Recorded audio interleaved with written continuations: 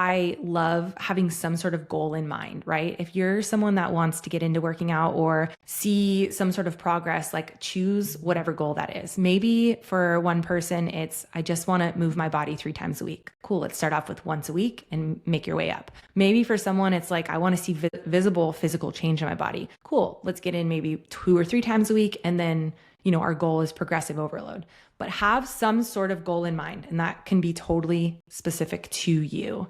As far as the expectations of like, how much should I be working out or what should I be doing? It really just depends on the person, right? Okay. Those two people that I just mentioned are doing totally different things. And the second person should be working out more than the first, when the first is really just like about longevity and feeling good. But the second person has more specific aesthetic goals. So those are really two different people. So if we were to choose, like, what would you say your audience is more leaning towards? Like more of a beginner or more of someone kind of in the middle? I think someone in the middle. Like I would say more of the audience is people that have had a health, wellness, spiritual lifestyle. Awesome. And they're maybe bored. Maybe they're looking for a way to edit it in the new year. Maybe they're looking for a way to upgrade it. But I would say a majority of my audience is very similar to me. Like we've always had movement in our life, but sometimes you have movement and you don't have purpose behind the movement. You just know you're supposed to move every day. I love that. And I love that you also told me that you go to Orange Theory, because I was at a group fitness. I taught group fitness for a really long time. Yeah. And I love group fitness. I will never talk down to group fitness because they brought me to where I am today. But there comes a point when you go to group fitness that you just don't progress.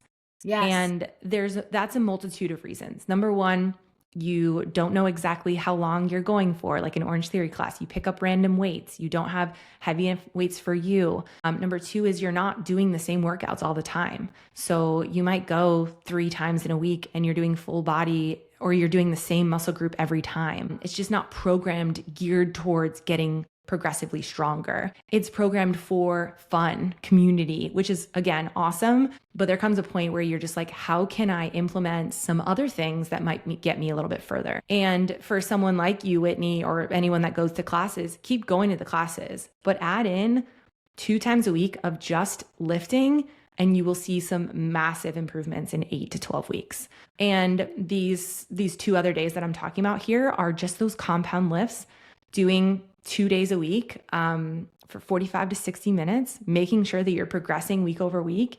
Do that for 4 weeks in a row, and then you can start to shift your programming around. So maybe we add in some single-sided stuff. Maybe we make the variations harder. Maybe we change out the tempo. Maybe the rest changes. So there's definitely different ways to make sure that you're progressing. But I would say, like, leaning into getting these workouts in on your own outside of the classes will really benefit you, and also peeling back on going to some of them. So maybe instead of going 3 or 4 times a week, you go twice. That way you can still go see your friends, do the thing, but you don't want to be too sore for those strength training sessions themselves, because that's where the real work comes in. And when you say progressing, are you referring to increasing the amount of weight that you're using in each session? Yes. So progressive overload is a term that basically makes sure that you're getting stronger week over week. And that can be a multitude of things, but the easiest ways to look at it, especially as like a beginner to intermediate, is that you are increasing your weight week over week for those compound lifts. So for example, let's just say you have squats and deadlifts on one of the days. Like your goal over the course of the 4 weeks is to increase your rate of perceived exertion